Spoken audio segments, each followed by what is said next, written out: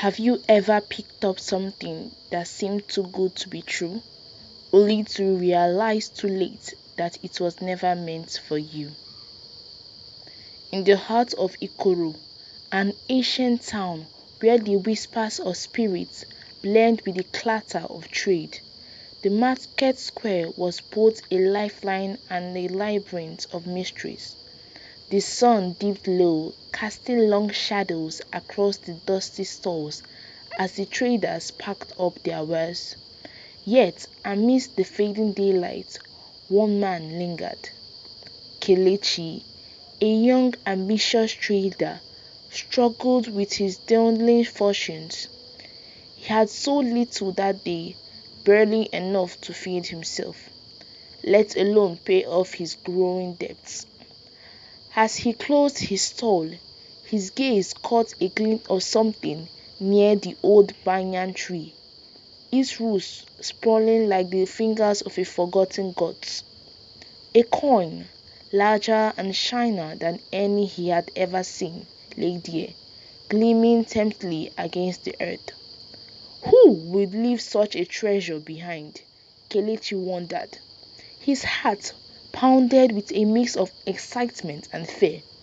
The stories his grandmother had told him as a child swirled in his mind, tales of cursed money left by spirits meant to trap the greedy. But times were hard. Hunger gnawed at his belly, and desperation whispered louder than caution. What harm could one coin do? He thought, pocketing the shiny piece. That night, Kelechi's dreams were filled with strange visions. He found himself wandering through the empty market under a crimson moon. Shadows stretched unnaturally long, and whispers echoed from the stall, though no one was there. "Return it! Return it!" the voice chanted. He woke up, drenched in sweat, dismissing the dream as the product of an overworked mind. But the next day, something miraculous happened. His stall, usually quiet, was bustling with customers. They bought everything: yams, spices, clothes, until not a single item remained. His pockets bulged with money by sunset. For the first time in months, Kelechi felt alive. Perhaps the coin is a blessing after all, he thought. But deep down, an unease settled. His grandmother's warnings echoed. Wealth gained too quickly is often a gift from the other side. As Kelechi's fortune grew, so did his fears. The strange dreams returned more vivid and terrifying. He would find himself back in the market square, but it was no longer a place of trade. It had transformed into a realm of shadows where unseen eyes watched him and unseen hands reached out, trying to pull him into the darkness. By the third night, his reality began to blur.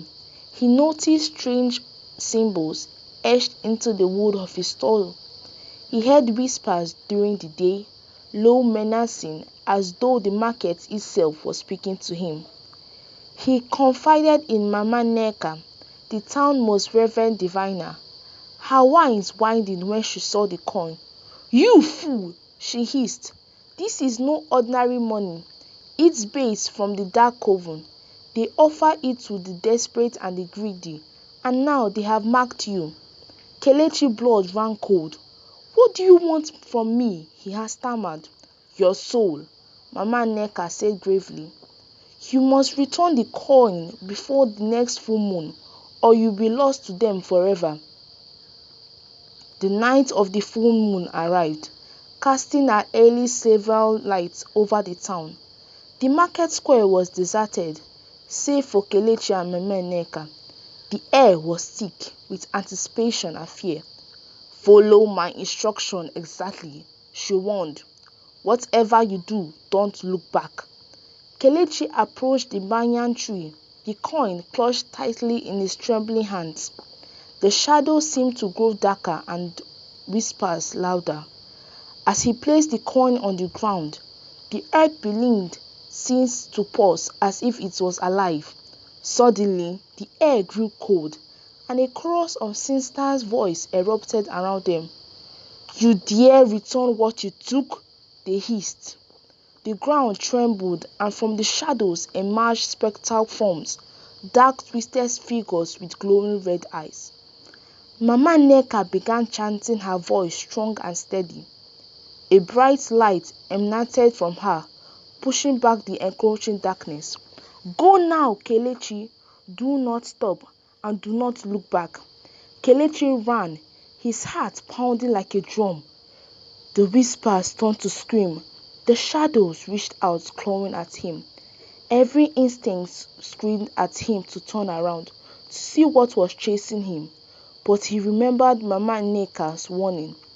He burst out of the market square and into the safety of his home, collapsing in a heap.